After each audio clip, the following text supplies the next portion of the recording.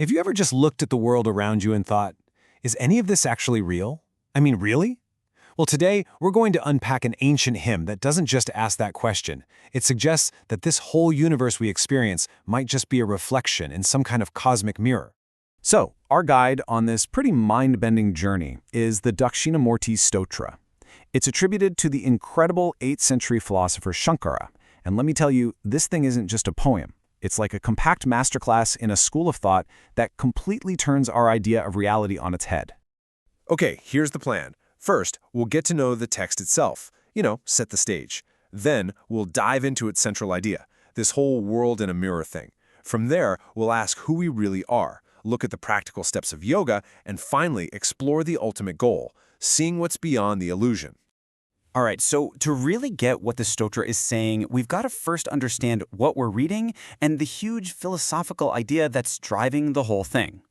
Now, this isn't some dry academic paper. It's a stotra, which means it's literally a hymn of praise, and it's aimed at Dakshinamurthy, who is an aspect of the Hindu deity Shiva seen as the ultimate teacher, the one who teaches in complete silence.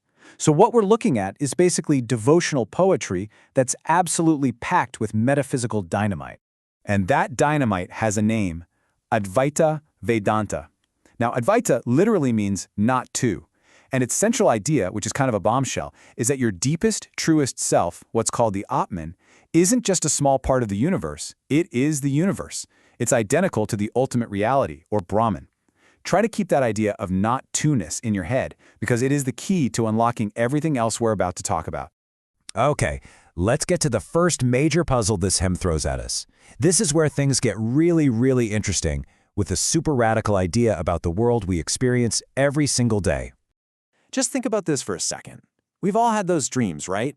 The ones that feel so incredibly real you have no idea it's a dream until you wake up. Well, the Stotra takes that feeling and asks a pretty wild question. What if this life, the one you're living right now, is just another one of those dreams? And this brings us to the core metaphor of the whole text. The hymn says the universe is like a city you see in a mirror. It looks like it's out there, totally separate from you. But a reflection can't exist outside the mirror, right? It's happening in the mirror.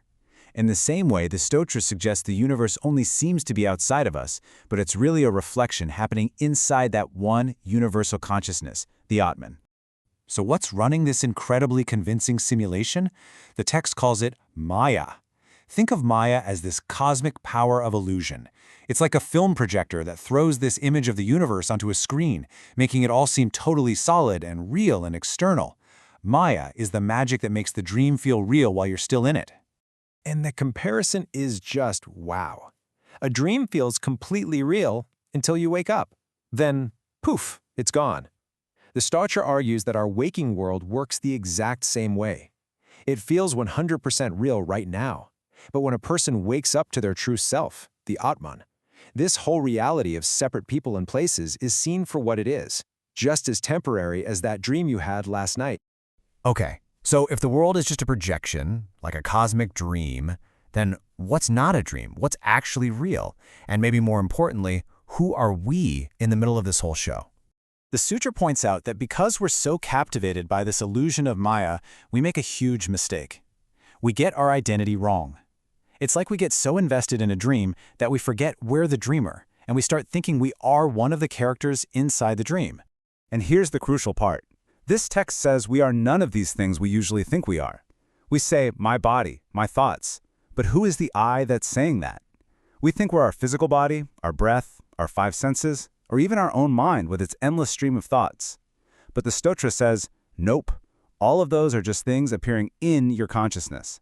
They aren't the consciousness itself. And this leads to the big reveal. The true self, the real you, is the Atman, and it's described here as an unlimited light.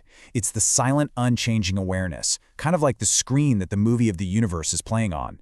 When this is truly realized, everything else, from tiny atoms to the entire cosmos, is understood to be part of that fanciful idea, part of that incredible dream. So this is all fascinating philosophy, but how does someone actually get there? How do you go from just thinking about this stuff to actually experiencing it? Well, the text points a way forward, and it's through the path of yoga. And apparently this path has some pretty interesting signposts along the way. The text lays out these signs that you're making progress. Some of them make perfect sense, right? A light, healthy body, a steady mind. Sure. But then it gets a little weird. It mentions things like not being bothered by hunger or thirst, clairvoyance, and, get this, hopping like a frog on the ground. Yeah, apparently that's a sign of real yogic accomplishment. So let's wrap this all up. Where is this whole journey supposed to lead? What's the point of it all? What actually happens when Maya's spell is finally broken? The ultimate goal is what's known as moksha, or liberation. This philosophy says that mistaking the dream for reality is what causes all our suffering, and it's what keeps us in a cycle of rebirth.